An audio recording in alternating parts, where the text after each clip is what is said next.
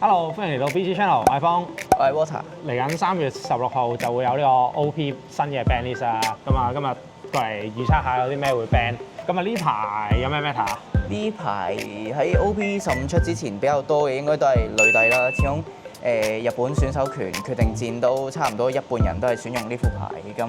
就知道佢有幾勁啦。喺15之前其實都冇咁多人用，即係都有人用嘅，即係我見之前都 keep 住旗艦嗰啲都有人用，咁但係好似15係就多咗黃猿就真係勁好多，勁咗好多，所以我就覺得禁卡表首當其衝一定係會處理呢個啦，黃猿啦。佢 EB04 新出嘅卡嚟嘅，但係佢出完之後，女帝就一下子由 T1 啊 T1 點上咗 T0嘅位，但係我覺得處理佢嘅方式就唔會直接 ban 嘅，因為始終新卡嚟㗎嘛。好似之前卡2大媽係啦，就好似OP10隻路飛咁，可能就 AB 表咗佢咯，咁就即係落黃猿就唔可以用女帝個頭，或者女帝個頭就唔可以用黃猿咁樣咯。即係佢要 keep 住賣卡嘅話，就應該唔使直接死住嘅。係。咁但係女帝仲有啲咩勁啊？第二張就係呢張方向腳啦。咁佢係 OP07出嘅舊卡嚟嘅，但係佢配合而家女帝用嘅話係實在太強，佢可以加到2000攻，仲可以穿到 block 呢下，就係變相你唔可以入0血咯，面對女帝嘅時候。但係女帝又有好多9蚊女帝就已經可以射你入0，同埋配合佢自己個頭效果啦，同埋呢張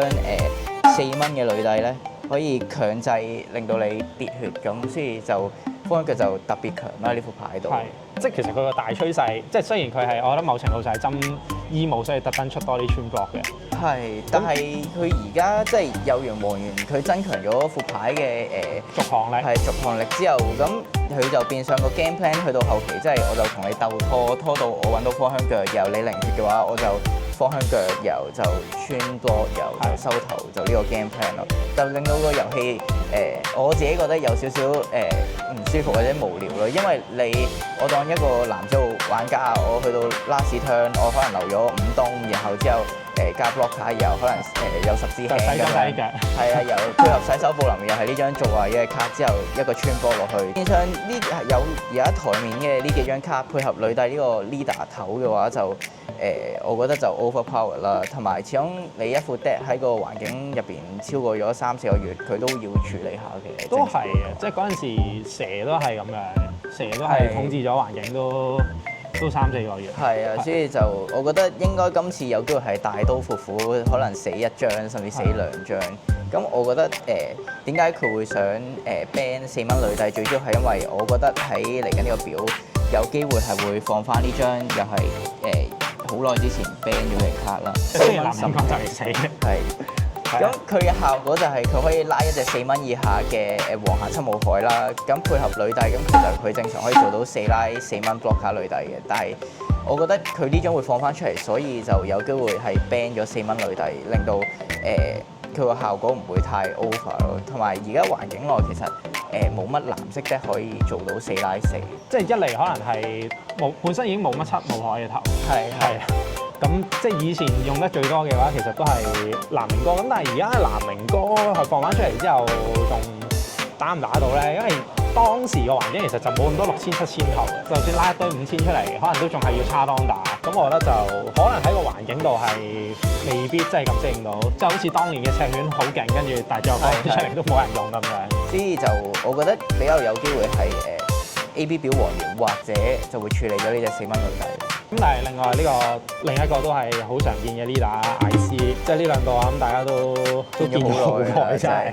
OP13 出完之後就到而家都仲係見緊，都多人用，同埋其實都幾強嘅 leader 嚟嘅。醫武反而就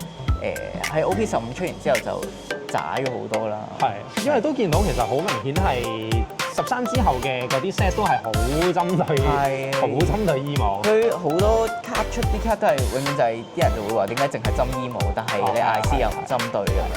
同埋醫務本身佢依賴個場地啦，咁你 OP15 出咗張幫老細出咗張可以彈場地嘅卡，咁又係另類嘅針對啦。所以我覺得醫務可能佢未必會特別處理咯，但係如果佢真係要好想醫務呢個頭玩得嘅，咁其實直接 ban 咗個7蚊場就已經搞掂。但係艾斯就白胡子二 fan 咯。8蚊白胡子二。係啦，因為佢始終佢用8蚊，佢可以做到10蚊先出到嘅嘢，計埋如果佢10蚊block下白胡子抽二揼一個效果，其實佢賺咗好多東，係加埋叉東嗰個效果。同埋艾斯本身係，即係我覺得啲 good stuff 頭啦，即係其實佢唔使特登好，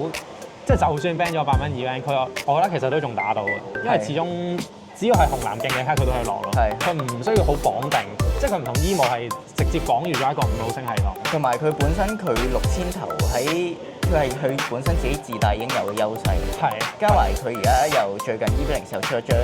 7蚊索隆俾佢，又可以再做多一 turn 7蚊 turn 就可以變做大頭，同埋佢後攻8蚊 turn 都唔會冇嘢做咯，即係佢冇咗個 event 之後，可以就單拍7蚊索隆咁樣，係渣咗，但係變相就可以限制到呢個 leader。係，但係其實我一開始係覺得佢會 ban 10蚊隻白胡子嘅，但係佢啱啱又出咗 SP。係啦，佢啱啱出完 SP 之後咧就咁冇啦，佢冇嘢 ban，淨係可以 ban 到8蚊個白胡子 event 咯。係。咁啊，之後講下嚟緊有咩有機會放出嚟啊？咁我覺得月光摩利亞呢張牌應該都冇乜可能出翻嚟住㗎，而家。但係其實即係雖然而家黑色好似係真係冇乜嘢賴，即係唔計即係 emo 其實本身係食晒啲黑色咯。係。咁但係放咗，就算放摩利亞出嚟，拉4拉2其實好似而家係冇嘢。唔係，同埋我覺得而家即係嚟緊老期傳承嗰期入邊嗰啲減費牌全部都一標嘅，好多都一標噶嘛，即係冰河時代啊，哦係嗰啲都係一標。咁其實嗰啲會退標之後，其實又冇咁多，即係之後都冇出到啲好多話減費嘅牌，咁變相就可能唔係真係咁勁，可能可以試下放出嚟。然後我覺得反而另外一張好有機會放嘅牌就係類型6蚊嗰張啦。因為我覺得始終嗰張嘢喺環境入邊冇乜黃色嘅 leader 可以用到，得艾尼奧自己即係舊嗰個頭係有機會會落翻，同埋始終佢6蚊又要搣血咁樣就難少少。都有機會。咁同埋即係嗰陣時其實大家喺 ban 嗰陣時喺度講緊嘅，點解係 ban 雷型唔係 ban 熱火拳筒？因為即係理論上兩張卡其實熱火拳筒咧就係再 OP 係無限嘅上位嚟，咁但係熱火拳筒就嚟緊就歐標啦。係雷型就我冇記錯就2標嚟嘅。係咁啊，假設佢放翻出嚟就可能都可以抵，即係叫做玩半年啦。係啦，咁同埋都代替翻熱火拳筒個位咯，叫做係就俾黃色。即係雖然係啦，就另一邊咁樣咯。咁剩低都係啲一標嘅卡啦，由另外一堆就係應該都係絕對喺有生之年未必有機會再見到佢哋出翻嚟。係啊，嗰啲可能真係開放賽見啦，有機會。童子羅啊，嗰啲係太難啦嗰啲。咁如果大家想玩呢啲禁卡嘅話咧，就推薦一下我哋嚟緊會搞一個活動啦。我哋3月25號就會搞一個無限制所有禁卡都可以用嘅比賽。咁如果大家想玩翻啲 ban 嘅卡，真係想落下排擊啊，又想話月光摩利亞、紅子羅呢啲 leader，或者甚至藍尾呢啲 leader咧，就記得3月25號夜晚8點3部木7樓就嚟參加我哋比賽。同埋我哋每逢禮拜6都會有One Piece 嘅固定周賽嘅，所以如果想參加嘅朋友都可以留意我哋嘅 Facebook 或者 Instagram 啦，上面都會出翻啲資訊嘅。咁啊，如果大家都覺得會 ban 啲咩或者會解 unban 啲咩嘅話，大家都可以留言一齊討論下。咁啊，下條片再見，拜拜。